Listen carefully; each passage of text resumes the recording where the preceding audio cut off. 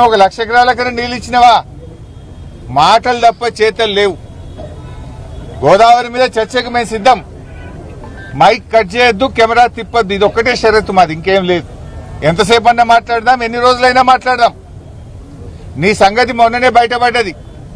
ఉత్తమ్ కుమార్ రెడ్డి గారు, మీ జర్నలిస్టే సాక్ష్యం, ఆయన గారు దేవాదుల ప్రాజెక్టు మీద ఉత్తమ్ కుమార్ రెడ్డి గారు ఎక్స్ప్లెయిన్ చేస్తుంటే రేవంత్ రెడ్డి గారు ఆయన ఆపేసిండు. పాపం ఆయన పరిస్థితి దయనీయంగా అయిపోయింది ఉత్తమ్ కుమార్ రెడ్డిది. ఉత్తమన్న, నువ్వు జరాగు, ఈ ప్రాజెక్టు మీద కడియం శ్రీహరి గారికి బాగా తెలుసు, ఈసారి రివ్యూ చేస్తే కడియం శ్రీహరిని పిలుచుకో అంటుండు. అంటే నీళ్ల మంత్రికి ఏం తెలియదని చెప్పకనే చెప్తున్నాడు. ఉత్తమ్ కుమార్ రెడ్డికి ఏమీ తెలియదని రేవంత్ రెడ్డి గారు మీడియా సాక్షిగా వరంగల్లోనే చెప్పిండు. ఉత్తమ్ కుమార్ రెడ్డిని ఇజ్జత్ తీసేసిండు. నీకేం తెలియదు, ఈ ప్రాజెక్ట్ గురించి కడియం శ్రీహరి గారికి తెలుసు, ఆయన్నే పిలుచుకో అంటాడు.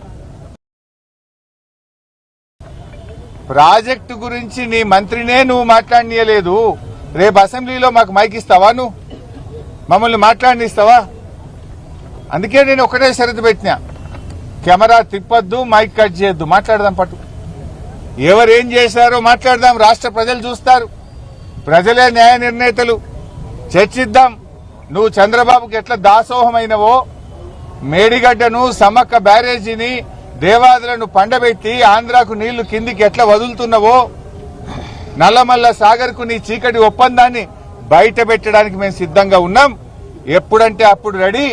దమ్ముంటే అసెంబ్లీ పెట్టు, మైక్ కట్ చేయకు. ఇవాళ రేవంత్ రెడ్డి గారు ఈ డేట్లు పెట్టుడు, డెడ్ లైన్లు మార్చుడు, ఊకే బీఆర్ఎస్ మీద పడేడ్చుడు కాదు. దేవాదులను మేజర్ క్రిటికల్ పనులన్నీ బీఆర్ఎస్ పూర్తి చేసింది. చేయాల్సిందల్లా భూసేకరణ, కాల్వల దవ్వుడు, అల్కట్ పని ఉంది. 90% పనులు బీఆర్ఎస్ పూర్తి చేసింది. కేవలం 10% పనులు పూర్తి చేయడం ద్వారా మరో 2 లక్షల ఎకరాలకు నీళ్లు ఇచ్చే అవకాశం ఉంది. నిజాయితీ ఉంటే మళ్ళా డేట్ మార్చక, ఇప్పటికే పొంగులేటి డేట్ మారింది, ఉత్తమ్ గారు డేట్ మారింది, ఇప్పుడు నువ్వు ఇంకో డేట్ పెట్టినావు.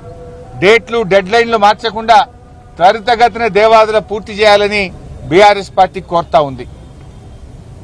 మరి ఈరోజు హెల్త్ సిటీ చూడ్డానికి వచ్చాం. గతంలో కూడా ఏడాది కింద వచ్చాం ఇక్కడికి. అప్పటికి ఇప్పటికీ పెద్ద తేడా లేదు.